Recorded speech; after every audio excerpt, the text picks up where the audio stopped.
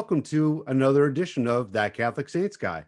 I'm your host, Brian O'Neill, and today we're going to talk about a remarkable priest, an army chaplain who gave his life so that others might live during the Korean conflict. And his life is filled with tales of adventure and daring do. And that priest, his name is Father Emil Kapaun, or as they pronounce it in Wichita, Kapaun.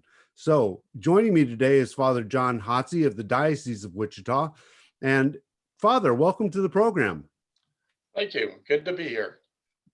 Why don't you start off by telling us a little bit about yourself and how you found your vocation? All right, fine. As you said, my name is Father John Hotze. I was ordained back in 1993.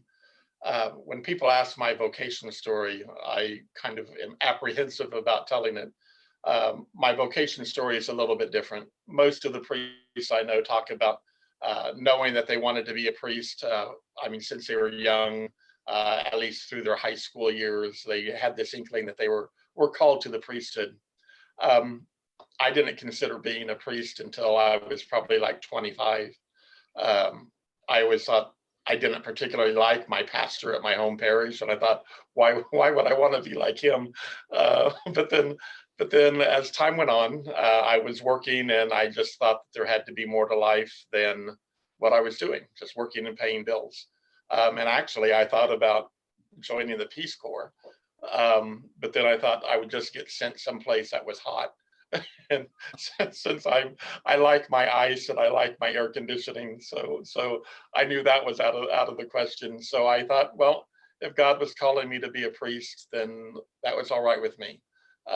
So I started investigating, went to the seminary. As I was in the seminary, I was thinking if God didn't want me to be a priest, then he'd let me know. And to my knowledge, he never let me know. So 27 years later, here I am, still a priest. So that was my call. Rather odd that I'm here. It's a great story. So tell us a little bit about the servant of God, Father Emil. Now it's Emil or Emil? Either one. Okay, so Father Emil Kapaun, and he's a homegrown boy, born and bred there in the Diocese of Wichita. What is his story, and why does he? What is it that recommends him to being a saint to us today? Father Kapaun was born in Pilsen, Kansas, which is about 60 miles north of Wichita, right in the center of the state. He grew up on a farm, was a farm boy. The family farm was about 3 miles away from Pilsen, Kansas itself. Pilsen is a Czech community. Father Kapaun was of Czech descent. His mother was totally Czech, and his father was half Czech and half German. But his father immigrated here when he was like 7 years old, and his mother was born in Kansas. But being a Czech community, it was a very tight-knit community. Most of the people there still spoke Czech as their first language. But at Father Kapaun's house, his parents insisted that they speak English because both he and his brother, and they knew that to get out into the world and to really make it in the world, that they were going to have to speak English. So they wouldn't allow him to speak Czech here at home. And as a matter of fact, that kind of worked against Father Kapaun after he was ordained, because he was sent back to his home community. And it wound up being the pastor, Monsignor Sklinar, that wound up taking care of the Czechs, or those that only spoke Czech, because Father Kapaun didn't speak Czech, or Czecho-Bohemian, whichever you want to say it. But so Father Kapaun kind of taught himself the Czech language so that he could finally speak, or that he could give sermons and homilies in Czech. But also, more importantly to him, was so that he could hear their confessions. Because that was one of the things that was always dear to him. And it's one of the reasons why, actually, at one time he asked the bishop to be transferred from Pilsen, because he didn't think that people would come to him for confessions, because this is Emil, the boy that they grew up with, and kind of like, well, how can I get a confession to him? So it really bothered him about not being able to hear people's confessions. But anyway, back to the story. He grew up there in Pilsen. throughout his entire life, he was a very giving individual. Wichita is a stewardship diocese, and we've been striving to be a stewardship diocese since the mid '80s. Um, and I always tell people that talk about Wichita being a stewardship diocese and it coming to full fruition in the '80s. But I say it started back at the time of Father Capon, because he was a perfect steward. He was a true steward, and he gave of his time and talent and treasure for others. Now, what do you mean by stewardship diocese? I'm not familiar with that Well, term. in Wichita, especially the main effect it has is with the schools. If you're a practicing steward in a parish, that means if you give of your time, talent, and treasure at the parish, then you're welcome. Everything in the parish is there for you. Everything is seen as a fruition of the stewardship. So like tuition, there's no tuition at any of the schools. There's the schools are free for those who practice stewardship, but it's a way of life in which people truly give of their time and talent and treasure. Most of the time, people equate stewardship with money, but it's more than that. It's being a true disciple, following Christ, and um, living that way of life. And like I say, that's what the Father Capon did. We have stories of him growing up. When he was old enough, he started to ride his bike to Pilsen, and he would always go to school an hour early so he could serve mass for Father Sklenar. And he would help out around the parish, help out at home. He grew up during the Depression. We have stories of him building a chicken coop by the side of the house so he could get eggs, both for their family, but also for the neighbors. He would help his mom in the vegetable garden, so that they could have the vegetables through the year. But everything wasn't just for him; it was always stuff that he would give to others also. Like I say, he was a true steward, caring about others, and that was his life. Um, So did he know that he wanted to be a parish priest from the earliest of ages, or is this something that kind of grew in high school, or what no, happened? well, he knew from a young age. I think he felt that call. When I talked to his brother Eugene about him, Eugene said that he really thought that he felt called to be a missionary. And growing up, at that time, the families were responsible for tuition at the seminary, and he knew that his family would never be able to afford the seminary training. But he also knew the family got uh, magazines from missionary societies. And the one that struck him was the Columban missionaries. And so he went to Father Sklenar, his pastor, and asked Father Sklenar if he would uh, write a letter of recommendation to the Columban fathers, because he knew they would pay his tuition at the seminary. Well, Father Sklenar asked him why he wanted, and he told him that he felt that was the only way he could become a priest. Um, so Father Sklenar said, "Well, if I can arrange to have your tuition paid, would you study for the Diocese of Wichita?" And he said, "Yes," that he would. Uh, and so that is what he wound up doing. But through that time, um, growing up, there's stories of him taking boxes and setting up boxes in his living room to use as an altar, and he would play priest at home growing up, and so we know that he had that call to the priesthood from an early age. Um, Once he went away to study, um, his brother Eugene also told me, he said, I think the reason that he became a military chaplain was to kind of quench this thirst that he had to be a missionary. Because he said he never thought that he lost it, but because he always felt compelled to go out and to preach to others, to spread the word of God. And when he was ordained in 1940, there's another small town about 10 miles away from Pilsen, called Harrington. This would have been back in 1940 to 1942.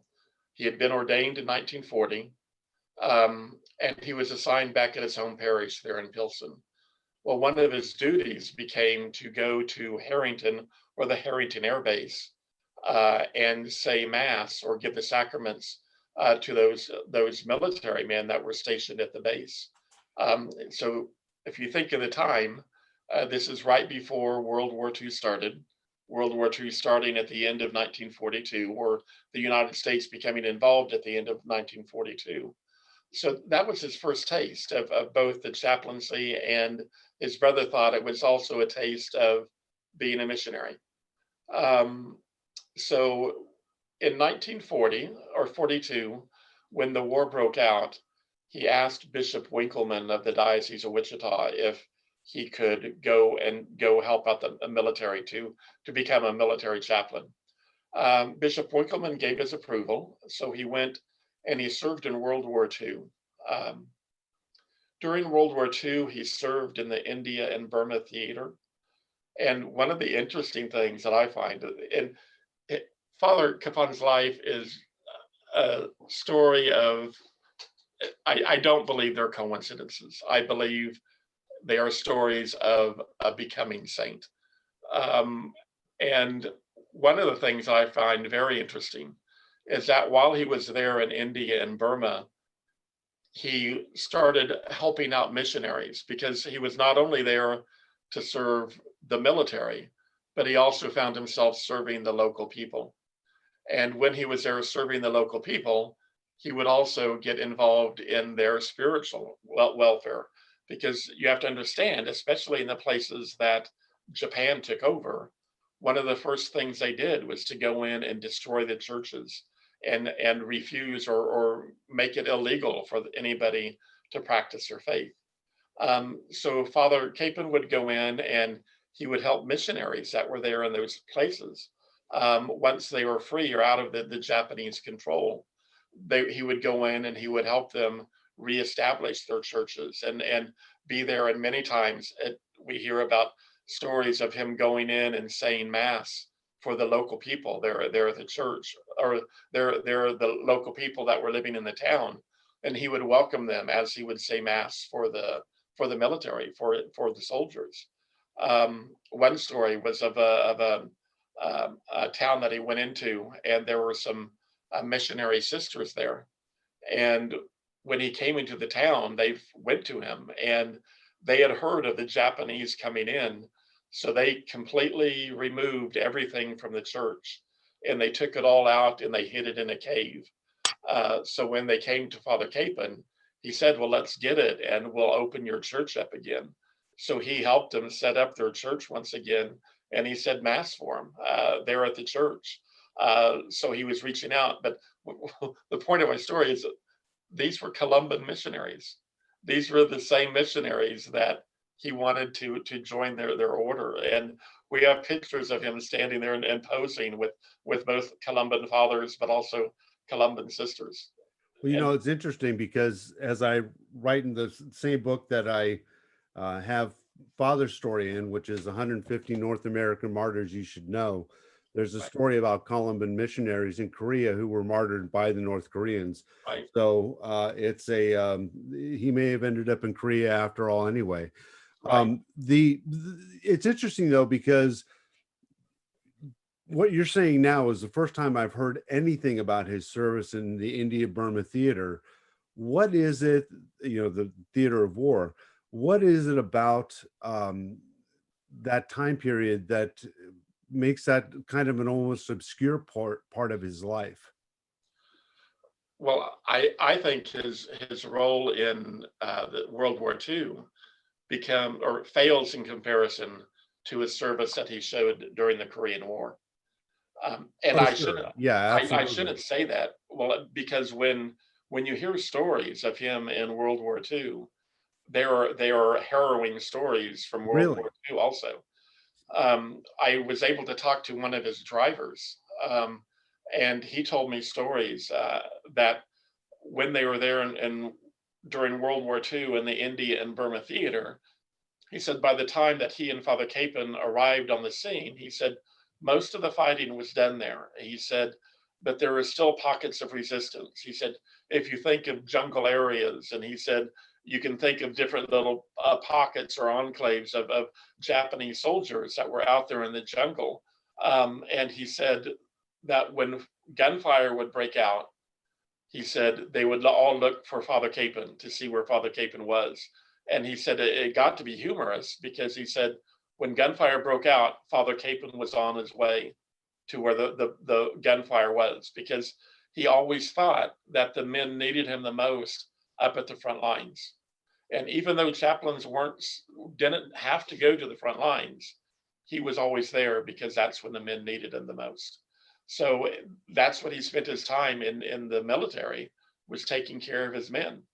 And as he would go there, and this driver said, well, he said our Jeep got shot out from under us on 2 different occasions.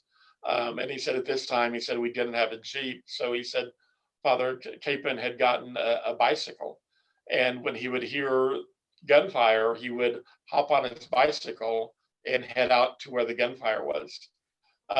He said that it did get kind of comical because he said towards the end, he said, we were kind of taking bets on where Father Capon was and how long it would take him to get to the front line on his bicycle. So he said everybody that was there in the camp would hear the gunfire and they would start looking around for Father Capon to see him get on his bicycle and take off. So it was kind of humorous, but many stories like that during World War II.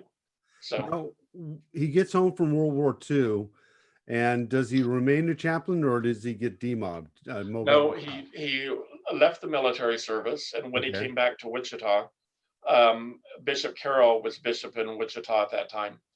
And Bishop Carroll asked him to go study, go on for further studies. So he asked him to use the GI Bill so that he could go back. And he went to Catholic University. And in Catholic University in Washington, D.C., he got a degree in education and a minor degree in history. So he thought when he would be coming back, that he would probably be assigned to one of the diocesan high schools. Well, as everybody knows, bishops have their own mind. So when he came back, Bishop Carroll sent him back to his home parish back in Pilsen because he knew that Monsignor Sklenar was nearing retirement age. So he sent him back to Pilsen. And this is when Father Capon really was concerned about being back in his home parish.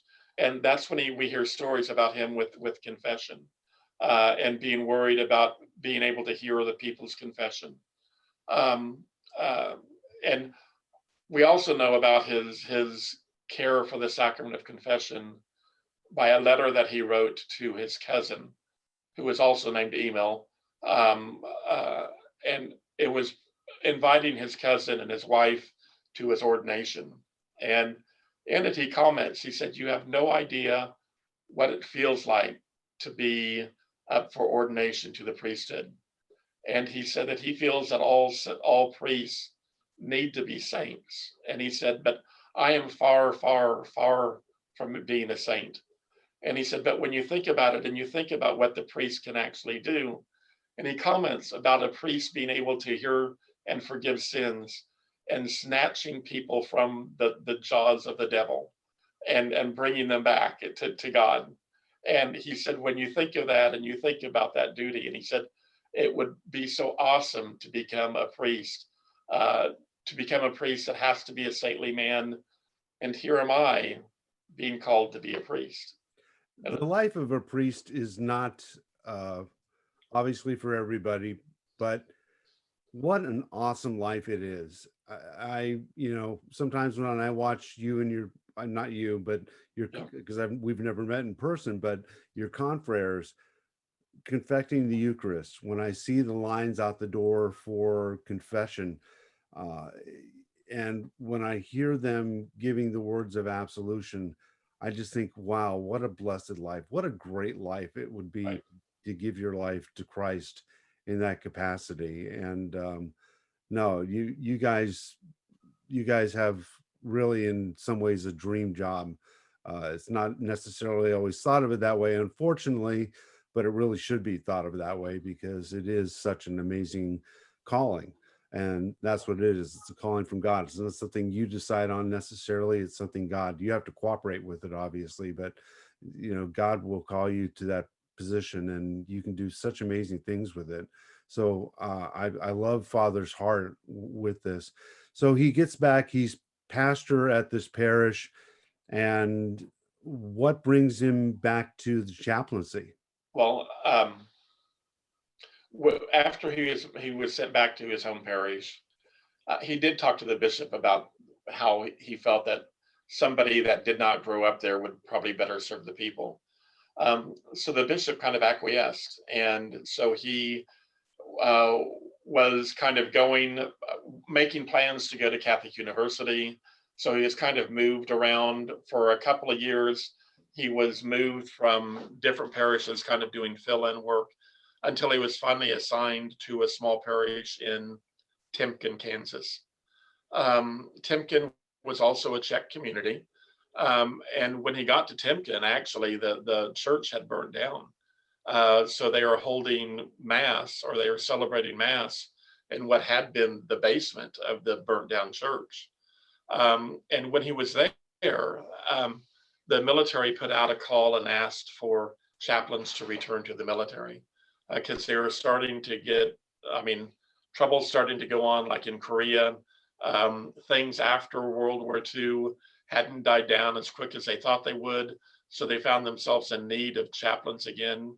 At the end of World War II, most of the chaplains had left and gone home. So they did put out a call for chaplains to return. And Father Capon asked Bishop Carroll if he could return to the military. And at first, Bishop Carroll didn't respond. I mean, he didn't respond for about 6 months or so. And then Father Capon asked him again. And the second time that he asked, Bishop Carroll gave in and told him that he could return to the military. So when he returned to the military, he was sent down to Fort Bliss, Texas. From Fort Bliss, Texas, he was sent up to Washington State. From Washington State, he was sent over or traveled to Japan.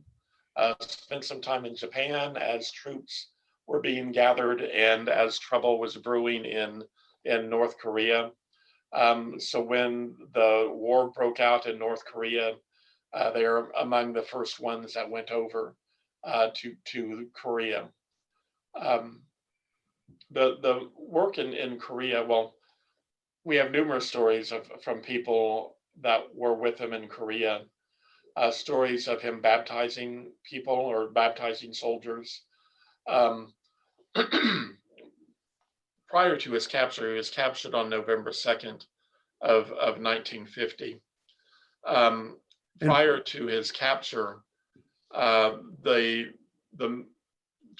units that he were with, I mean, traveled up through Korea. Up until they got to the 38th parallel, the United Nations forces were having a rather easy time pushing the North Koreans back. and let's set the stage here for folks because it's the Korean conflict is the forgotten war, right? So not so many people realize what the situation was. They had drawn the 38th parallel out of a National Geographic, which is the border between North and South Korea, out of a National Geographic map. I think it was Dean Acheson or someone like this, who later went on to have a prominent career in the State Department, just looked at a map from National Geographic of Korea and said, okay, well, there's about the midway point, and without any respect to farmland or this, that, and the other thing. And so that's how they decided on the border. Well, in June of 1950, the North Koreans come across the border and they invade their southern relatives.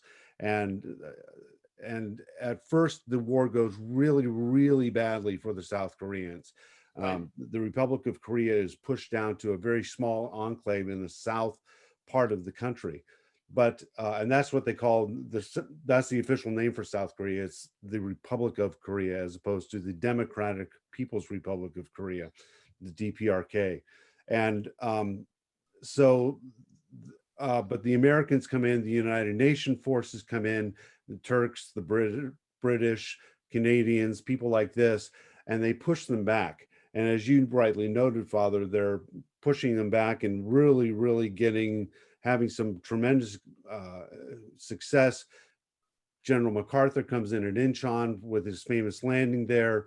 And it really looks like this war, this summer war, is going to be over very quickly, except then the Chinese come in, and because they don't want a democratic country on their border, and the tide of the war, it starts to become a little bit more competitive at this point. Plus, they're getting material support from the Soviet Union by now, and it's just it's not as easy of a cakewalk as they thought. So these men were issued summer uniforms because the army didn't think that they were going to need anything more than that. And a lot of these men were green recruits. Their brothers had fought in World War II. They weren't old enough. Now they're old enough to fight in a war, and they're basically coming from basic training and maybe a little bit of advanced infantry training to the front lines of a battlefield. So it's kind of a chaotic time, and this is kind of the scenario that Father Kapaun finds himself, in which he finds himself, and so anyway, go ahead. I'm sorry. Go and pick back up. Well, no, and to kind of emphasize your point, military. The military believed that when they were pushing their way north, that there may have been like up to 3,000 Chinese troops there in North Korea. Because that was one of the concerns, is whether they go on push past the 38th parallel or whether they stop at the 38th parallel. Well, it was decided that they would go at least far enough north so that they could have a buffer zone between North and South Korea. But then when they crossed the North Korea, the Chinese hadn't become involved in the war up until they crossed the 38th parallel. And that's what the Chinese had promised the North Koreans, was that if it gets to that, we'll help you out, or we'll be there. Well, instead of the intelligence that said there were only about 3,000 North Korean troops, there were in actuality about 300,000 Chinese soldiers already there in North Korea, that were there up in the mountainous areas. North Korea is mountains and forests. They were up there hiding in the mountains, so that when the United Nations forces moved past the 38th parallel, they still didn't come out, and they waited for them to get up further north, and then they started surrounding them so that they could take him captive. And this is exactly where Father Kapaun found himself. Was in his unit. They had gone further up into the North Korea, and the Chinese forces came in and surrounded him. Some of the people that were with Father Kapaun talked about in the ensuing battles, and he said when they were able to go forward or to retreat, he said they would go out, and they said that you would literally have to step on bodies, because he said you couldn't walk, because he said these were bodies of some of these 300,000 people from Chinese that were there in the country. They just all came out of the forest. They all came out from their hiding places and were able to surround both the American forces and also the United Nations forces. So that's when we first hear, or when we start to hear more about Father Kapaun. They said that he would be there on the battlefield, and since he was always at the front lines, they said that oftentimes he would go out and for the wounded, if there was somebody wounded there, he would drag them back to safety, and make sure that they were taken care of before he would go out again. And this one of was the men, not just American troops; these were Chinese troops too. right, I mean, exactly, saving everybody. anybody. One of the men that I talked to, a man named Phil O'Brien, who worked for the Department of Defense. And one of his duties was to try to name everybody that died in prison camp number 5, which is where Father Kapaun was. So he interviewed all of the POWs. So he got to know Father Kapaun and Father Kapaun's antics, for no better word, from all of these men that were with him. And they talk about him going out onto the battlefield, and they said, this is when you had bullets flying over your head. And they said, Father Capon would just go out there without fear, and he would just take care of the men or pull the men back. And they said that was his life there as they were under battle, is that he did not care for himself. He did not try to worry about or be afraid of what would happen to him, because he was there to serve his men. And that's what he was going to do, was to serve those men. So we hear these heroic stories.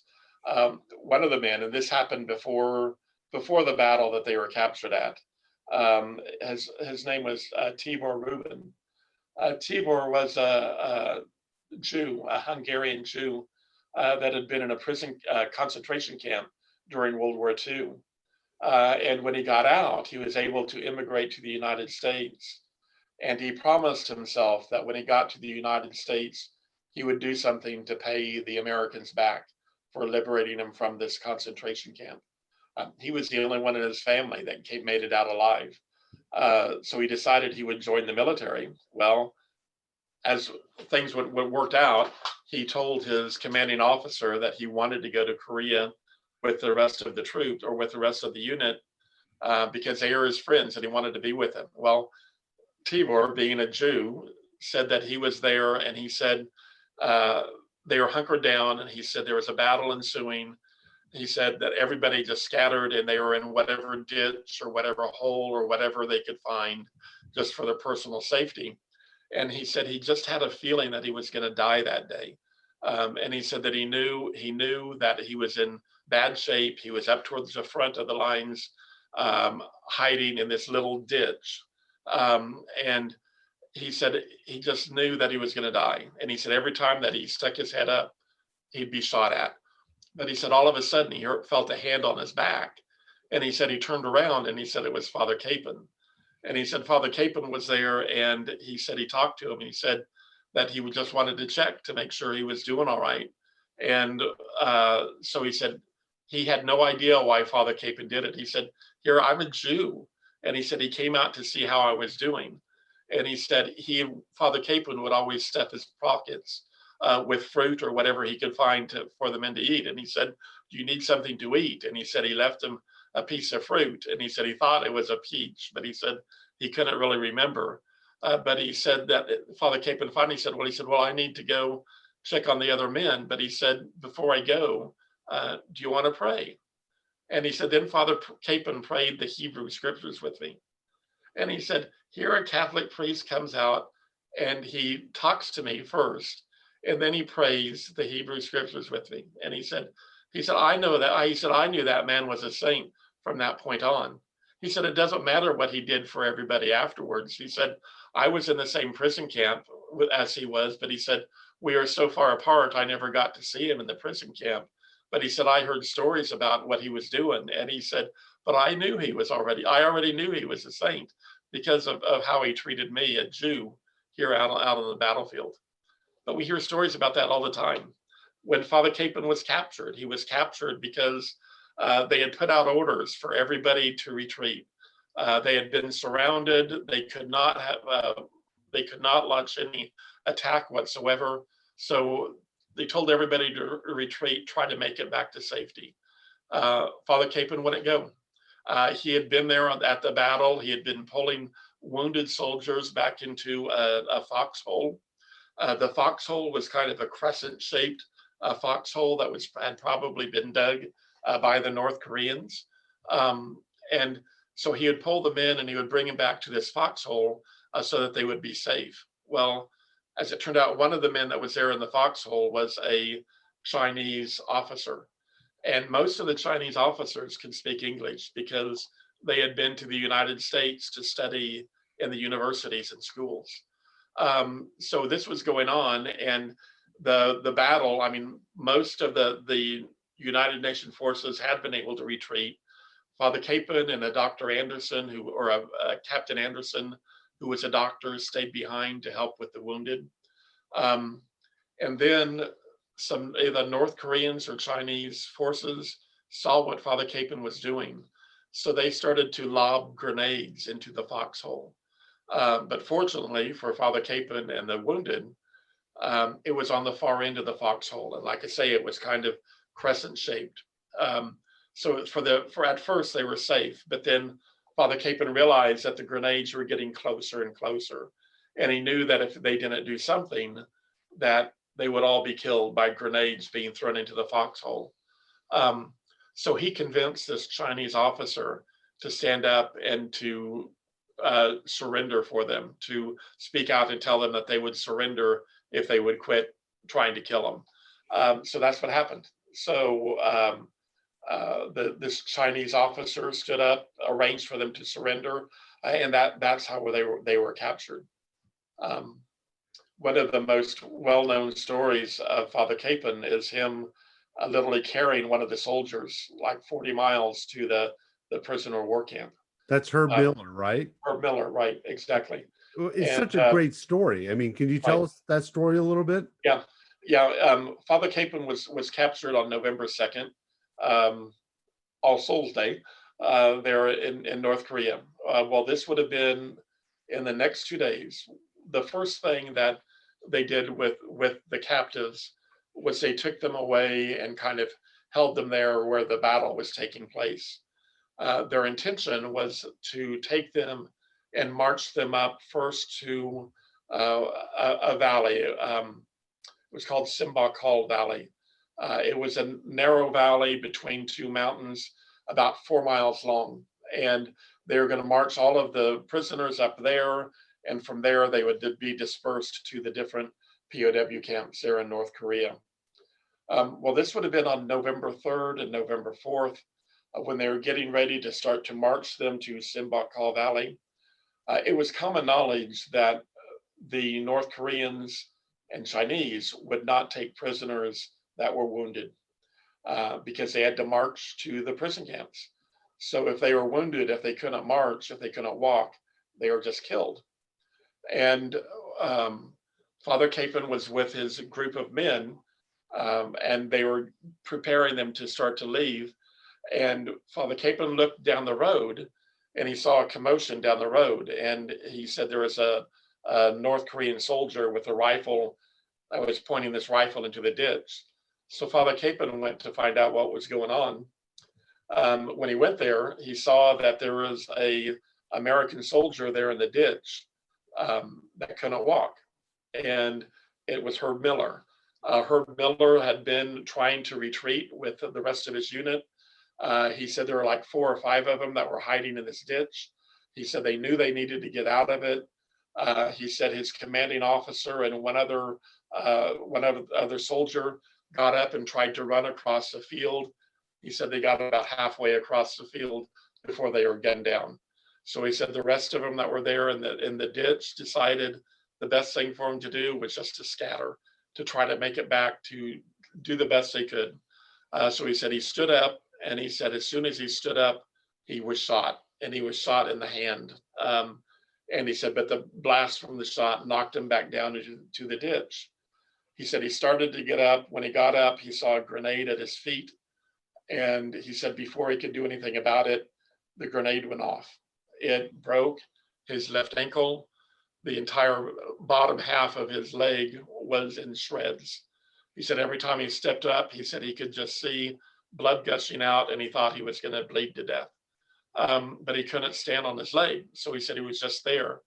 He said he knew he had to do something. He said there was a dead Korean soldier up on the edge of this ditch. So he pulled him down on top of him so that he could hide underneath him. He said as he was hiding underneath him, he said he stayed there through the rest of the night. But he said in the next morning, he started to hear activity, and he said he figured that they were coming through to make sure everybody that was there was dead. And that's what happened. A North Korean soldier came and pulled the dead Korean soldier off of him, saw Herb Miller, and he said he started yelling at him, or he said he assumed that he was yelling at him to stand up. So he tried, and he said he just fell back down because he couldn't stand on his leg. And when the soldier, or so that's when Father Capon comes on the scene, sees this going on, realizes that there's a man, an American soldier that they are getting ready to kill. And Herb Miller said he closed his eyes, knowing that the next thing he felt was going to be a bullet going through his forehead. And he said then he heard this commotion. He said he looked up and he said there was an American soldier pushing this North Korean soldier out of the way. And he said, why this guy didn't just shoot him and shoot me, I don't know. But he said he thinks he may have just been dumbfounded. But Father Capon just pushed him out of the way, and he bent over and he picked up Herb Miller and started to carry him. And he said, I have no idea how he picked me up to begin with. He said, I think I had at least 20 pounds on Father Capon. He said, I weighed about 160, and he said, Father Capon probably weighed about 140. And he said, but here he did, pick me up. And he said, he carried me to that first prison camp, to Simbakal Valley. And he said several times I would tell Father Capon he had to put me down, that he couldn't do this. He said sometimes Father Capon would put him down, and he said he would hop alongside of him for a while, and then he'd pick him back up. And he said finally, he told Father Capon to just stop. He said, you're not going to be able to do this. You can't carry me all this way. And he said, Father Capon looked at me and he said, if I put you down, they're going to kill you. So he said, I'm going to carry you. And he said that's what they did, was carry him to this Simbakal Valley, so that he wouldn't be put to death or that he wouldn't be killed. When they got to Simbakal Valley, when you talk to the men that were in the first half of the valley called it Father Capon's Valley, because Father Capon got there and he started to minister to the men, making sure that they're all taken care of, taking care of their spiritual needs when he could. But the ones in the back half of the valley, called it Death Valley. And the reason they called it Death Valley is because the greater number of people that were back there dying, because Father Capon wasn't there to make sure people were taken care of. Father Capon couldn't get that far back. He couldn't get that far away from where he was supposed to be kept. So the back half of the valley was known by the men that it was Death Valley, because they were expecting to die. Whereas the front half of the valley, where Father Capon was, Father Capon's Valley, because he made sure they live. So tremendous stories. Truly incredible. Truly incredible. So they marched there. It's November. Again, the army, not thinking that they would still be there by November, has not provided them with anything but summer clothing, and maybe a couple of extra pairs of clothing just so they could layer up. So these guys are freezing, and it's one of the coldest winters on record in Korean history. Snow everywhere. Guys, some of them walking without boots, without shoes, without socks, feet festering with wounds and that sort of thing. And they marched them from this valley up to Pyeongtaek. Is that the name of the town? Right. Yep. That's Okay. right. And so then what happens after they get to Pyeongtaek? Pyeongtaek was where the prison camp was going to be, prison camp number 5. And it was actually a town that was actually bombed out just shortly before they got up there. As a matter of fact, when the town was still being bombed, so they were forced to retreat into the forest to wait for the United Nations forces to get through bombing it before they moved them in. Mud huts. They said that the mud huts were about 9 foot square. For each one of the mud huts, there were like 9 or 14 men. They said no furniture, nothing in them. And they said that if they all tried to sleep at night, it was a matter of them having to sleep right next to each other, but head to toe, so that everybody could fit on the ground. You're right, temperatures between 30 and 40 degrees below zero. Dr. Essenston spoke about Father Capon on the march going north, and he said he walked up and he said he would march up and down the line of men to make sure everybody was taken care of. He said that if people were starting to falter, he said Father Capon would make sure that there was somebody to help them. And he said Father Capon could do work, and Father Capon could work at making the men help out, because he himself was carrying somebody on his back. They said Father Capon would go up and say, "You need to help this guy. You need to help your friend." And he said they couldn't say no to Father Capon because he said, "How could you say no to somebody that was carrying Father Capon on his back, on or carrying another wounded soldier on their back?" And not only doing that, but marching back and forth along this line or this lane of men that was going to the north. So he said when they got to the prison camp, they had lost. He said in their unit that was going to the north, the units were about 150 to 200 men. He said we had 8 people die on the way to the prison camp. And he said when he found out or talked to the other units that were going to the north, he said only having 8 people die was unheard of. That the rest of them talked about 20 or 40 men dying along the way, freezing to death. Dr. Essenson explained, he said, if one of these men fell down and rolled into the ditch and nobody saw it, he said they were frozen within a half hour. He said it was that cold. You talked about them not having shoes. He said the first thing that the North Koreans and Chinese did was steal the boots off of the American or United Nations forces because they had no shoes themselves. So they would take their shoes. So the only thing the forces had were their socks, or if they had any extra clothes, they would wrap their clothes around their feet. They talk about how many of them got to the prison camp and you could see bones through their feet because of having to go on this walk or going on this march.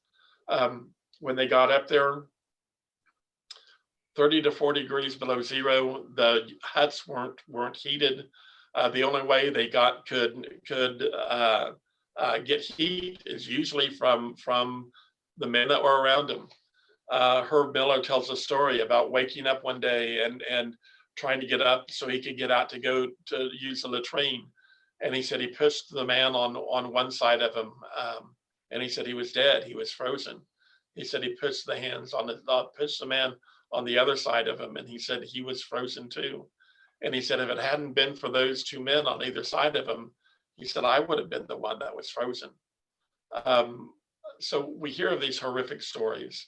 Um, Father Capon would always try to go out to help bury the men. The men, they did not give them anything to bury them with. The soldiers were required to bury their own dead, so they just had to dig graves with their hands. So they started having mass graves down along the Yalu River, which is the border between North Korea and China. The reason they started there with the mass graves was because that was the easiest place for them to be able to dig into the ground. So they had these mass graves, but even when that got to be so bad, the North Koreans and Chinese just had them stack the dead men. And they said, one of them was saying to me, he said, when I say frozen, he said, I mean frozen. He said, not just frozen so that they died, but frozen that they were frozen stiff. And he said, we would go out on burial details. And he said, we would pick up a man. And he said, one of us would grab him at the shoulders and the other one would grab his feet. And he said, we would just carry him on our shoulders like they were cordwood. But after they couldn't dig in the frozen ground anymore, they just had them stacked. And one of the men told me, he said, in the remains on this one pile that they had them putting the remains on, he said that it was about 100 yards long and it was 4 feet tall of just dead men, frozen men that were just stacked that they couldn't but bury until the spring came and they were able to dig in the ground again. That's incredible. Yes. That's Yep. just it's And hard to fathom. Um, it was a so cat. what's Father Capon doing in the midst of all this tremendous suffering? Um, One of the things that he would do, well, like I say, he would be there on burial duty or try to help go out and help bury the men. One of the things that he would do is to take their clothes and give their clothes to some other men so that they might have them to keep from freezing to death. He would help the wounded try to clean their wounds. There are two things that really cause problems in the prison camp. The first being dysentery. When you contracted dysentery, usually from infected water, you were nauseous, you had diarrhea. Oftentimes it was so bad that you began to be dehydrated. When you got to be dehydrated, you couldn't care for yourself. I mean, it was debilitating. So Father Capon would take their clothes out, dig a hole in the ice in the river, and try to clean their clothes so that they would have clean clothes to wear. He would spend his time trying to find ways to melt the ice so that they could have fresh water so they wouldn't continue to get dysentery. One of the men, William Funches, showed me a picture that Father Capon helped him draw where he could take a piece of tin and fold it in a way that it would hold water so water wouldn't leak out. And it was kind of funny. He sent me this drawing that he had, and Bishop Jacobs was bishop of Wichita at the time, and so I was showing this and showing them this, and I said, I'd seen other writings of Father Capon, his class notes and stuff that were very detailed, but here on this, it was so detailed. I said to Bishop Jacobs, I said, well, do you suppose we can really have a saint that's anal retentive? That's what I said. Here are these instructions that were there for folding up this tin. It was all marked out with A, B, C, D, E, F, and you make a line from A to D, and you fold that up, and then you fold this up, and it was kind of humorous. But I could just imagine them, everybody dying around you and making these little tins to hold water. But that's well, and that's the amazing thing about it, though, isn't it, Father? That it wasn't like the Chinese were going and giving him tin. He was finding ways to scavenge it. Exactly. And spending, they weren't well fed, so it couldn't have been that he had a lot of energy. So he was going out and just doing remarkable things under the most adverse circumstances, correct? Right. Exactly. Not only doing them himself, but all of the men that I interviewed from the POW camp talked about Father Capon being a man of hope, and that if it hadn't been for the hope that he had instilled in them, then they said that they would not have made it out alive. All of these men talked about how they would not have made it out alive if it hadn't been for Father Capon. But when you look at it and you think, and I've been given this quite a bit of thought about how do you instill hope in somebody who sees everybody dying? In prison camp number 5, there were 3,000 people interred in that camp. 1,600 of them died. 65% of the people in that prison camp died. Most of them died that first winter and by freezing to death. So how do you instill hope in these men? And the way Father Capon did it was that he made every man know that he was needed. That not only did he tell them that they are going to get out and that they are going to be able to go home to their family and friends who still loved them, who still cared about them, but then he told them, he said, you need to go out and you need to help other people. They said what a lot of men did was that they would what food they had, and if they could get extra, they would hoard it for themselves, knowing that they were going to be starving later on. But what Father Capon did was tell them, no, you can't hoard this food. You need to share it with other people that don't have as much, or other people that might need it more than you. So there was none of this hoarding. It was all sharing this food because they needed it. But then, even at his point of death, when they were carrying him off to the death house where he eventually died, he was giving them instructions. He was telling one of them, a man named Ralph Nardella, who helped him set up prayer services. He said, Ralph, you know the prayers. You make sure the men keep praying. You make sure that they say their prayers. And then to another one, he would tell him, he said, you know how we got food. He said, you keep getting food for the other soldiers. To the ones that helped him out in the hospital, you know how we got drugs for the doctors. Make sure you keep doing it. So their hope that he instilled in them was making them realize that their fellow soldiers needed them. And that's how they were able to maintain hope, is because knowing that their lives weren't valueless, knowing that they had no, that what the North Koreans and Chinese were trying to make them do, to think that nobody cared about them anymore. They were stuck here halfway around the world, and their families didn't care whether they lived or died anymore. So just give up, just give up. I mean, it doesn't matter what you do, it doesn't matter whatever. But Father Capon had made them understand, you have value. Your life has value, because those soldiers around you, your friends, need you to be alive. And I think that's how he instilled that hope in them, was because they knew that even in a prison camp, their lives had value. Now, how did he get them food? How did he get them that sort of medicine? Um, with the medicine, he would go into the hospitals, which they had 3 hospitals in the camp. One of them was like more like a clinic where the men would go if they were sick or whatever, and they would just, if they had any drugs to give them, they would give them drugs, but more often than not, they wouldn't.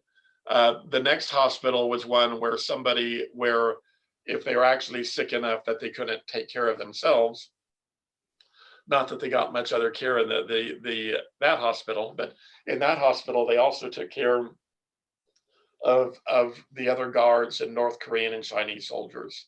Okay. So what Father Capon would do, and he and another man would go in, and like with the medicine that they had, of course, all the bottles and stuff were all labeled in Chinese, so they couldn't read them. So they would watch for, like, when a North Korean soldier would come in, if it looked like he was suffering from dysentery, they would look to see where they got the medicine for him, and they would look and see what drawer they were at. So then either Father Capon or this other man would kind of make a commotion, and then one of them could go to that drawer and get some of the drugs out, because they knew that's what they were using for dysentery. Then they Brilliant. would take those drugs to the doctors, the American doctors that had been captured also. For the food, he would just scrounge food wherever he could get it. And it got so that they would bring boats up the Yalu River with supplies, and they would make the men carry the supplies from the boats up to where they were going to store them. And one of the men explained to me, he said, on this trail from the boats up to their storage place, he said that there is one building, and he said there was just a short area where the guards couldn't see him. He said it was turning the corner of this building. So he said they had gotten in and they had taken one of the slats, or loosened one of the slats on this building. So as they would pass by, one of the men could sneak in and drop what he was carrying off in the building, and then he would step out on the other end, and take some of the stores that another guy was taking, so they could leave that in there. So that's how they would get additional food, is they would sneak it in to this building. And they said, so Father Capon would often be able to go there and sneak the food out of that building. So there were different ways that they were able to do it, and also just scavenging. I mean, they talked about one time, and not being a fan of spicy food, this made my skin crawl. He said one time they were out, and he said they went into a field and they found these hot peppers. And he said, so they collected these hot peppers that had dried up there on the ground. And he said that was heaven to us. And he said not only to be able to have something else to eat, but also something that would make the food taste like something. One thing that didn't make it into my book, 150 North American Martyrs You Should Know, was a conversation I had with an officer named Mike Dow. Right. And Dow told me about how he would make them coffee every morning. Tell us that story, if you would. One of the first things Father Capon was always the one that was up first. It was against the rules for them to have fires or to build fires in the huts or anywhere near the huts. They could have fires in the camp kitchen, but nowhere else. But Father Capon would gather wood, or gather little scraps of wood or whatever, so that he could build these little fires. So In the morning, he would go and he would take snow, get one of his little tin pots that he had made, and melt the snow in this whatever pot he had. And then he would take it into the men and he would pour it out. They said sometimes he would take, or if he had something that he would flavor the water with, uh, that he would try to flavor the water with whatever he had. But they said, actually, he said it was tepid water at best. And they said that he would wake the men up and give them some of this coffee that he had made for the men for their first drink of the day. Something similar to that was Father Capon had a pipe, and at night is when he did most of his ministerial work that we would call it. They had separated the officers from the enlisted men, Okay. um, and Father Capon would break out of the officers' compound and go to where the enlisted men were, and go from hut to hut. If you had any food, he would serve food with them. He would make sure that they were all doing all right, to see if any of them needed medical attention that he could arrange for the next day. And before he left, he would always ask them if they wanted to pray. Um, Several men said that everybody prayed with Father Capon. He said it didn't matter if you were an atheist, it didn't matter if you were Muslim, didn't matter if you were Protestant. He said, we are all praying the rosary with Father Capon.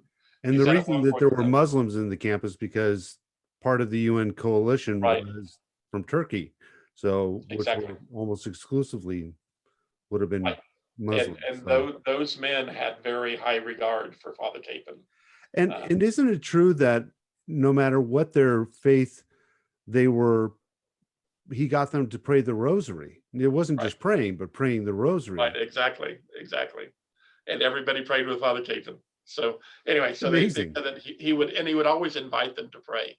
He didn't make them pray, but he would always say, "Do you guys want to pray?" And he said that's when we would join in and pray for him. At first, for the first month or so, he was able to hold prayer sessions. So he would literally set up for these prayer meetings where men would come to. But then when the North Koreans figured out what he was doing, they refused to allow him to do that. So from that time on, all of his prayer meetings were just impromptu things. He would see a group of men and he would just go up to them and say, "Do you want to pray?" He couldn't schedule anything. He couldn't make any arrangements, but it was just all them praying as he would gather them. So anyway, so he would go from hut to hut. They said that he would had a sweater, and he said they would pull the neck of the sweater up so it was just below his eyes. They said he had a sleeve from a sweatshirt that he used as a hat. They said that he would pull it down over his head, so really you could just see the slit of his eyes between his clothes. He would go from hut to hut. They said after he would ask if we wanted to pray, he said he would pull out his pipe. He would light his pipe, and he would pass it around, let everybody take a puff from his pipe. And one of the guys told me, he said, "Father," he said, "I think we may have had tobacco for about the first 2 weeks." And he said, "But after that," he said, "I don't know what we were smoking," but he said it certainly wasn't tobacco." So he said he thought Father Capon was just going and picking up whatever grass he could and putting in his pipe and calling it tobacco. So that he was there to serve the men. But And that's what it kept hope alive, yes, to he did. little Yes. comfort. You hear stories about people who are in these prison camps or in concentration camps, and the thing that they talk about the most, it seems, is food. What they're going Right. to have when they get back, what mom would cook for Thanksgiving, what sorts of food they would get at the Right. diner down the road or something. And Exactly. so it's just these little comforts of home, as Right. imaginary as the coffee and tobacco might be, that were keeping their hopes up, I would imagine. Right. Exactly. Exactly. So, and that's what he was there for, to serve his men. That's awesome. Now, he they didn't allow him to have prayers, but he found one way to conduct an Easter service. The last Easter Or he was alive. What right. was that about? Um, the Easter service that he set up was one, and it was kind of like I don't care. I'm going to do this. It doesn't matter what they do. And so he got up early, and there was the town itself, or the prison camp itself, was built on the side of a mountain. The officers were further up the mountain than the enlisted men. But there on the mountain, or on the side of the mountain, it was a Protestant church that had been bombed out, and it had been a brick building.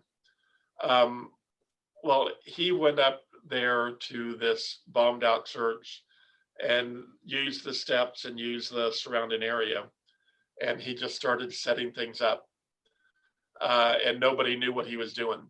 If there were other men came, they might ask if he needed help or whatever, and he would tell them, "Yeah, do this or do that or whatever." But it was kind of like hell or high water. He was going to have an Easter service, and so he set this up, and then he just got word out that there was an Easter service, and men started coming to it, and it was just, like I say, it was just like an impromptu thing. When the guards realized what was going on, they couldn't stop it. There were too many people that were already there. Um, the guards, the North Koreans and Chinese, were afraid of Father Capon. They were afraid to do anything to him because they knew that if something happened to Father Capon, that there riots could easily occur, uh, which is about what happened when he died. Um, Now, but before that, though, because they realized he had such an impact on the men, didn't they try to propagandize him and try to convert him into being a communist yeah, at some point? well, Comrade's son? one of the things they did was have propaganda sessions that everybody had to attend, and it frustrated them tremendously with Father Capon being there.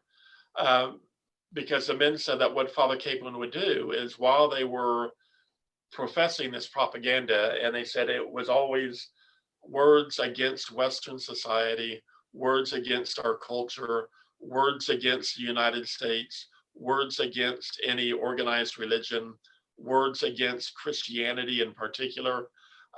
So they were there, and they had to sit there through all of this. And they said Father Capon would just sit there and listen to all of it.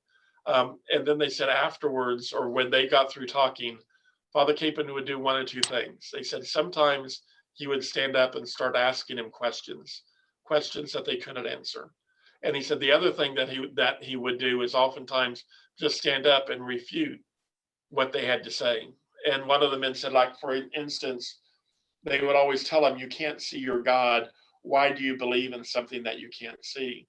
And Father Capon's response was, "I can't see air. I need the air to breathe. I know it's there." And he said, "I know God is there just as I know air is there, that air is present. And I know God is present." And they said he would do stuff like that. And it said that sometimes that the commandant of the camp was a comrade soon. And they said it would make him so mad. They said oftentimes he would get up there and literally jump up and down, yelling at Father Capon, yelling at him that he was wrong, and stuff like that, and going, "Where is your God now? Where is your God now?" And Father Capon would say, "He's all around us." And so they said you had all of this going on, and the men talked about how terrible the indoctrination sessions were. They were Well, boring, and they said they were kept there for hours on end. I But he think my said, favorite father story is where Bill Wood, an enlisted man who was a POW, saw him, or maybe it was Mike Dow, one of the two, sees him looking off into the distance. And, "Father, what are you doing?" He says, "I'm just imagining the day that our tanks come down that road and they liberate us. I'm going to kick Conrad's son's butt over that fence." You exactly. know, not the most saintly thing to say, maybe, but it sure was funny. Yes, it was. Yes, it was. But I mean, even that. I mean, giving the men that hope that they were going to be getting out. That this wasn't going to be the end. So, I mean, when you think of it, again with back to Bishop Jacobs when he was bishop in Wichita, and this was shortly. Bishop Jacobs was the bishop in Wichita that was here when we officially opened the cause for sainthood. And he was also had worked for Cardinal Ratzinger in the Congregation for Faith. And it was Pope John Paul II that named him bishop. So Cardinal Ratzinger kind of gave him or told him that he had been nominated as bishop of Wichita. So he was close in it, or close with the workings over in Rome, but also was very, very much involved with getting this process started. And when Pope Benedict was first put on, became Pope, or Cardinal Ratzinger, when he first became Pope, one of the first things that he wrote was his message of hope, the encyclical on hope. And I was judicial vicar of Wichita at the time, and I was there in my office. And Bishop Jacobs comes in to my office, and he has this copy of the encyclical from Pope Benedict, and he says, "This is it. This is Father Capon. This is what they're talking about." And he said, "Listen to this." And he reads off part of this encyclical, and it talks about hope, and it talks about being people of hope. And he says, "They're defining who Father Capon is." He said, "Why don't they just name him a saint?" Saint. And I said, "You're the bishop. Call him up and ask him." I said, "I know that's who Father Capon is, and I know that's what it's all about." But it is funny. I mean, when you look at things, when you look at the doctrine of the church and teaching of the church, you can say that's Father Capon, and it is time and time again. So how did Father Capon pass in the prison camp? What happened? Father Capon had gotten sick himself. First, he had dysentery. Well, to begin with, he had a blood clot in his leg. We don't know exactly how that blood clot developed. We have stories about how his leg had been injured. We don't have those stories confirmed, so we're not really sure about it. But he went to Dr. Essenson, and Dr. Essenson was a POW there.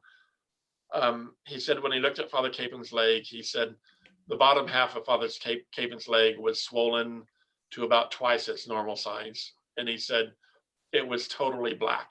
And he said he could barely walk on it. And so he said he knew that he had a blood clot. So he said, I told him, or I forced him to lay down. He said, we made a little trapeze type thing so that his leg would be elevated.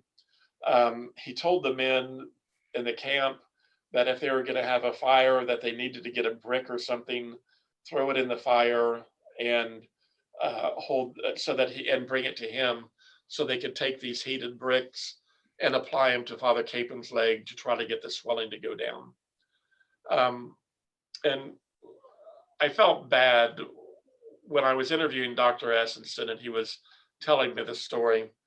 I mean, a lot of these stories are very emotional for the POWs, and it's because they have to relive a lot of things that they've been fighting with to forget for the last 60 years.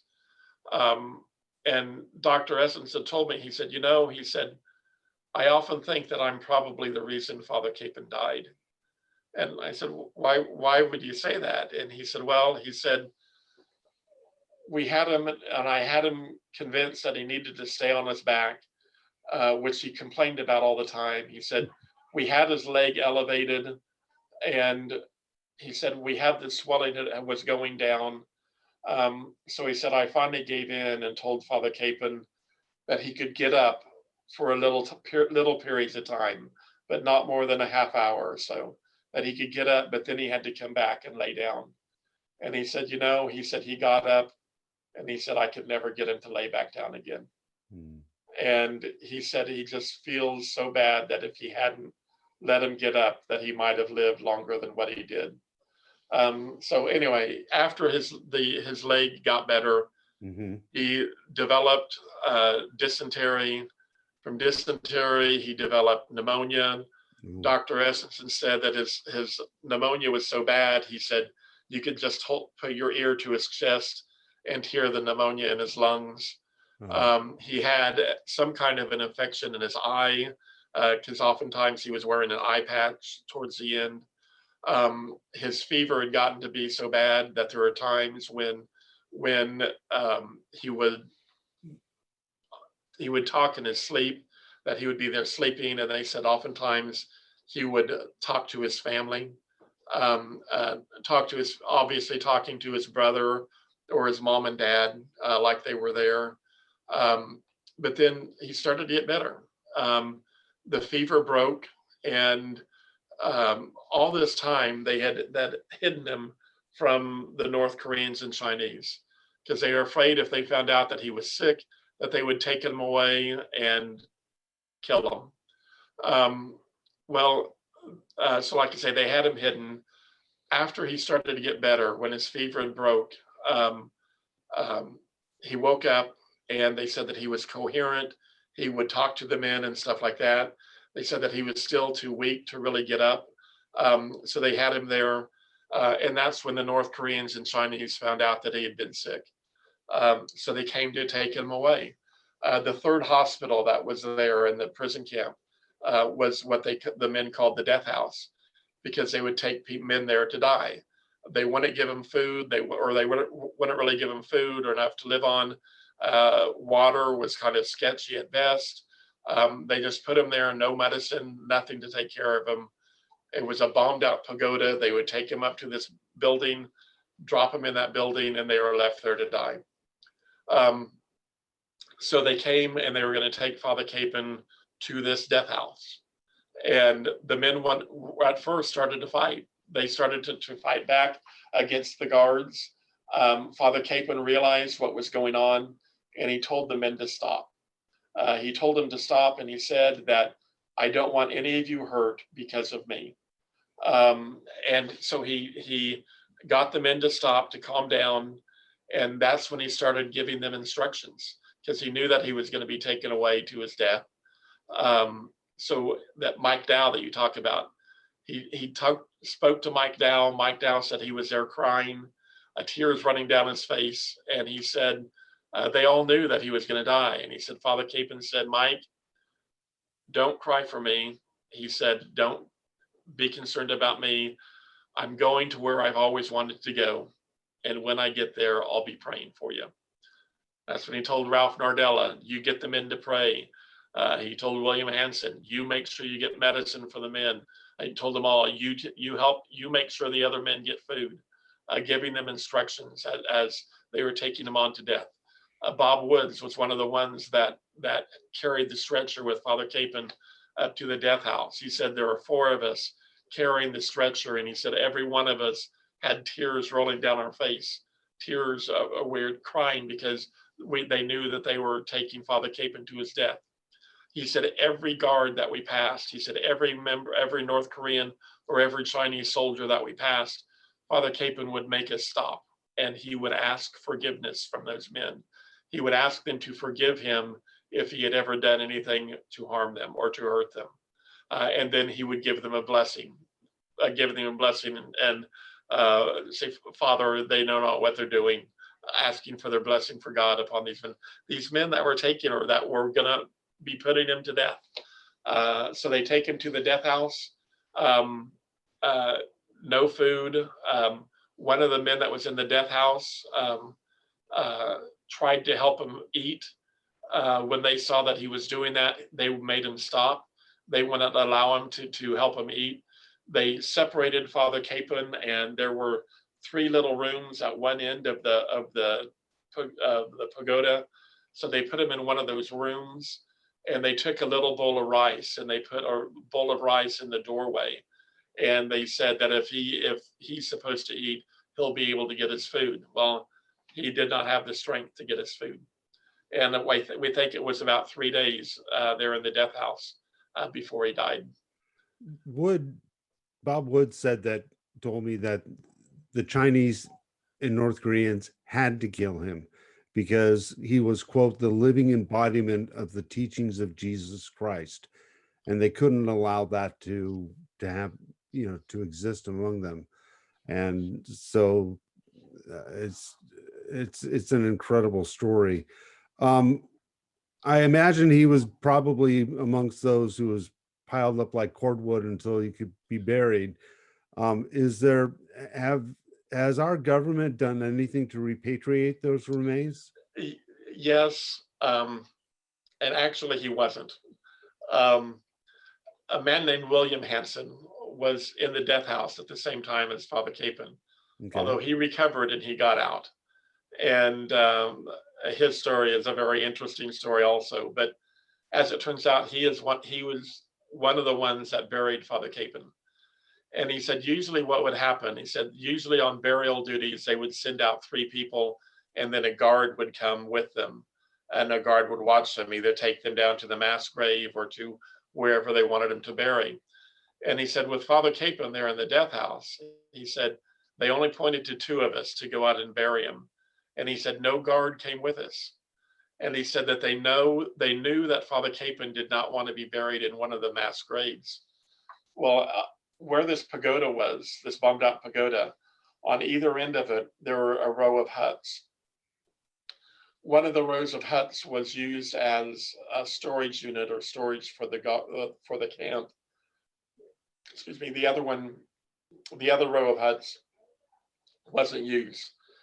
So he said that when he and this other man took Father Capon out to bury him, he said they went around behind one of those rows of huts, and he said there one hut had kind of a lean-to built on the back of it. So he said that's where they dug a grave for Father Capon. But he said that the ground was still frozen. So he said we could really just dig down about a foot or a foot and a half for this grave. And he said then we started piling the dirt and stuff on top of Father Capon. And then he said we took whatever we could. We found rocks and wood or whatever that we could find and put it on top of that because they were afraid that wild animals might get to the grave or whatever if they didn't. So we now know that Father Capon wasn't buried in one of the mass graves. And we just learned this during our investigation of the Father Capon's life. There's two possibilities. He could still be buried over there in North Korea in this grave that they dug for him. That area is now a farmer's co-op, so it's probably relatively safe from being disturbed. The other possibility is after the war, the North Koreans and Chinese returned the remains of about 600, I think it was 675 soldiers, and one of them was labeled Father Capon. But they found out that it wasn't Father Capon. It was a man that would have been much younger than Father Capon. Um, of those remains, there were like 75 that they never identified. And those remains were all interred in the National Cemetery in Honolulu in the Punch Bowl. So they believe that Father Capon's remains may have been among those that were returned that they never identified. Well, the government still actively tries to find out the identity of those remains. And they have part of the Department of Defense does that. They will exhume the remains of unknown soldiers and do whatever is they can. You have to understand or remember that at that time, back in the 50s, there was no such thing as DNA, nothing that they could really use to identify. But there is another man, a Sergeant Lusk, that we know was buried in the area that Father Capon was buried. We know that he had been in the death house. He was supposed to be cleaning in the death house before, at the time that Father Capon was buried, and he died about 3 months after Father Capon. Okay. Well, his remains have been identified and returned to the family. So many in the Department of Defense think that Father Capon's remains may have been returned because he was buried near this Sergeant Lusk. So we're still hoping that his remains are in the Punch Bowl there in Honolulu and that they will eventually be identified. Whether or not that's the case, we don't know, but that's our hope. So he has had his cause go forward. My understanding is that back in March, or maybe it was May of 2020, the Congregation for the Causes of Saints was supposed to look at his cause and determine whether he had lived a life of heroic virtue, had died a martyr, whatever they were going to Right. determine. But then COVID came along and messed up Right. messed up that process. What is the situation now? Do Um, have they met and discussed him, or is he still on the back burner? well, he's still kind of on the back burner. It's my understanding that with all saint causes, that they want to have at least one public meeting, which is what was scheduled back in March. And it was literally the day before this meeting was scheduled that all the offices, everything in Rome was closed down because of the COVID virus. Um, while the Congregation for Saints is back open, I hear that they still haven't held public meetings. If when they hold this public meeting, um, they will be discussing whether or not they recommend to Pope Francis that he be given the title venerable. Once he's given the title venerable, um, they can start investigating the alleged miracles that we've presented them. We have one miracle that we've completed the paperwork on, or one alleged miracle that we have completed the paperwork on, that's with them over in Rome, so that they can get right into that once he's named venerable. Um, we have, I'd say currently we have at least 5 alleged miracles that I think are probably worth investigating. Um, we and this is what I encourage people to do. I mean, if they want to pray for Father Capen's cause, wonderful. But I'd say more important, pray for Father Capen's intercession for your needs. That that we hear stories, so many stories of favors granted. I did a little blurb for my bulletin at my parish, St. Michael's, there in Mulvane. And then I kind of commented on Father Capen, saint for the pandemic. I mean, we've heard one story in particular about a man um, who was in the hospital for, I think, 7 weeks on the ventilator, and when they started to pray for Father Capen's intercession, everything started to turn around, and he has been released from the hospital, doing well. Um, I mean, stories of couples that have prayed for Father Capen's intercession when they want to become pregnant, or if there's a problem pregnancy, and Father Capen making sure their prayers were answered. I mean, one of the first one of the first miracles, or alleged miracles, that I heard of was of a couple, friends of Father Capen from the Korean wartime. It was a fellow soldier who did not go to Korea. He himself had been an Episcopalian. Through Father Capen, he converted to the faith, married a Catholic woman. Once they got settled after the Korean War was over, they tried to have a family. Uh, his wife was told that she could not bear children, that she could not become pregnant. They prayed for Father Capen's intercession. They had their first child. They wound up having 3 children. All of them, they prayed for Father Capen's intercession. Um, though they told me that at the birth of their third child, they wound up having to do a hysterectomy on the woman because of complications during the birth. But they said that the doctor called him into their hospital, to his office after the birth of their third child, and sat them down and said, "I want you to understand that every one of your children is a miracle, that the condition after the birth of your third child, they are exactly the same as they were with your first child." And he said, "It is impossible for you to have been able to conceive because of the difficulties that you are having." That's incredible. Yeah. What is it that Catholics today whatever their position, layman up to the Pope. Um, what is that they can take from Father Capon's life as an inspiration toward being more like Jesus Christ? I think, um, and especially times when I've kind of prayed about it and whatever. When I think of Father Capon, um, I think of Jesus, especially Jesus as we hear about him in the Passion of John and John's Gospel.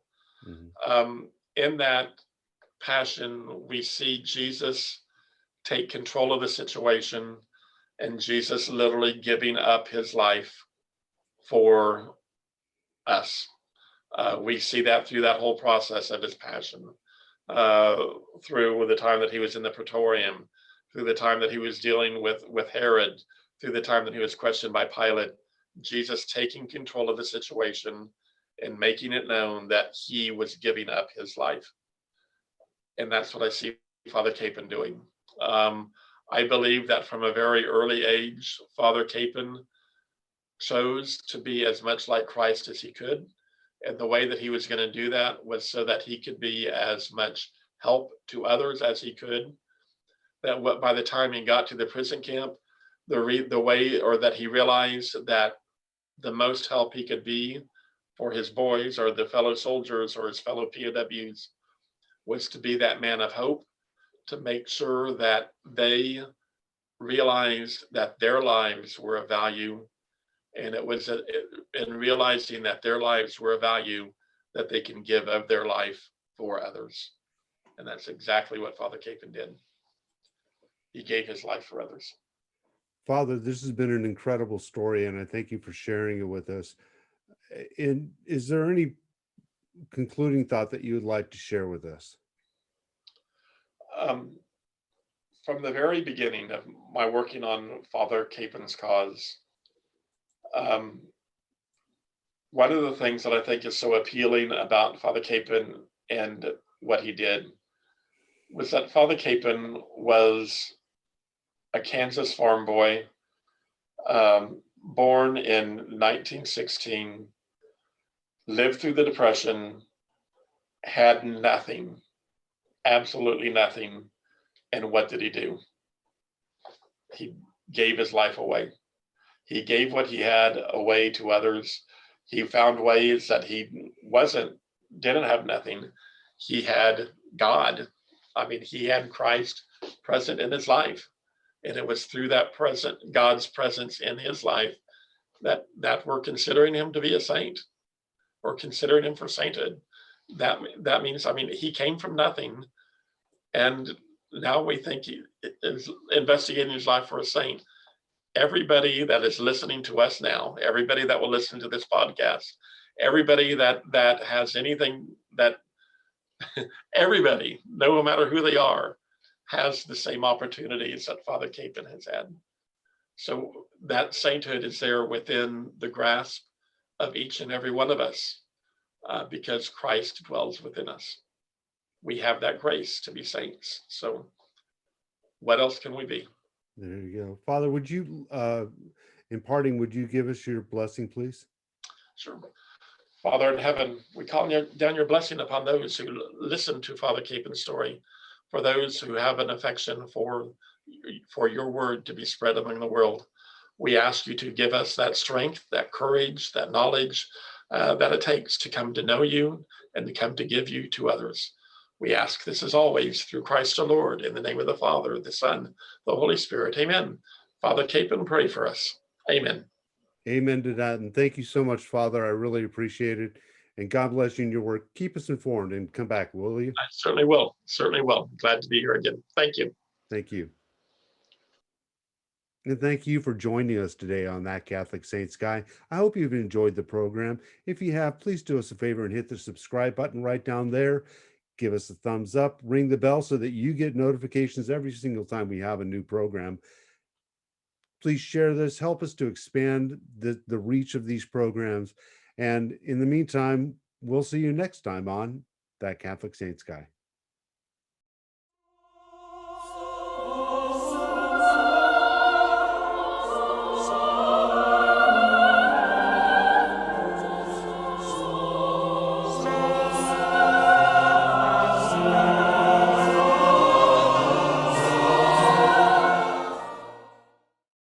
This is a recording of the Chaplain's Hour as it was presented on Morning Meditations program in Tokyo, Japan by the Far East Network on April the 21st, 1950. We hear a hero's voice as we listen to this sermon being delivered by Father Emil Kapaun of Pilsen, Kansas, patriot priest of the Korean conflict who was twice decorated in the field of battle and who died in a communist prisoner of war compound in Korea on May the 23rd, 1951, while caring for his boys. No greater sacrifice could be given than for this man to lay down his life for his fellow man. The service we now hear was taken from a transcription record found among Father Emil's possessions. The service is in progress. Father Emil Kapaun. He had his apostles gathered about him one day, and he said to them, "Peace I leave with you, my peace I give you. Not as the world gives do I give to you. Do not let your heart be troubled or be afraid." The peace which God gives to people is different from the peace known by the world. The world regards peace as freedom from suffering, freedom from worry and care, freedom from want, freedom from fighting. In a way, it is a sort of a negative thing. But the peace which God gives is a gift which exists even in suffering, in want, or even in time of war. The saints who were friends of God had peace of conscience even when they were persecuted, even when they had to suffer many outrages, and some of them even had to part with their lives. Many of us have experienced the joy of peace of conscience. When we did some good deed, we felt a certain joy within us. There was a voice within us which told us we did good. It made us happy. And on the other hand, when we did something wrong, that same voice troubled us. It said we had done wrong and that we should be sorry for it. That is the voice of conscience, God speaking to our soul. God has assured us that if we listen to this voice of conscience and follow it sincerely, in doing right and avoiding wrong, it will lead us to heaven. God wants to bless all of us with heavenly peace. Christ had said, "Blessed are the peacemakers, for they shall be called the children of God." People who try to promote peace and love among their fellow men are peacemakers in the true sense of the word. And the people who try to bring the peace of God to souls are also peacemakers. In fact, they are peacemakers of a higher order. These people are the ones who dedicate their lives to teaching the truths of God and leading souls to God by good example. All of us can lead others to God by giving good example, but not all of us are qualified to teach the truths of God. Only those who are trained teachers are qualified. Christ had said, "If the blind lead the blind, both shall fall into the pit." O God, grant to us the ability to be true peacemakers in promoting peace and love among our fellow men and in leading souls on their way to heaven. Blessed are they who suffer persecution for justice' sake, for theirs is the kingdom of heaven. This beatitude follows directly and supplements the one about peacemakers. The person who promotes peace is doing something positive for the welfare of himself and others. The person who suffers persecution for justice' sake is not doing anything positive. He is refusing to rebel against injury to himself because of a very good reason. In the early ages of the Church, the Christians were given their choice by the officials in the Roman Empire, either of giving up their Christian faith or of being put to death. The martyrs would not give up their faith. Consequently, they suffered death, even though they were innocent of any crime. In recent years, the same thing has happened. Christian people who tried to practice their faith and remain true to it found themselves persecuted and ostracized by people opposed to the Christian faith. We can surely expect that in our own lives there will come a time when we must make a choice between being loyal to the true faith or of giving allegiance to something else which is either opposed to or not in alliance with our faith. O God, we ask of Thee to give us the courage to be ever faithful to Thee. Blessed are they who suffer persecution for justice' sake, for theirs is the kingdom of heaven. May the blessing of God the Father, the Son, and the Holy Spirit descend upon all of you. Amen.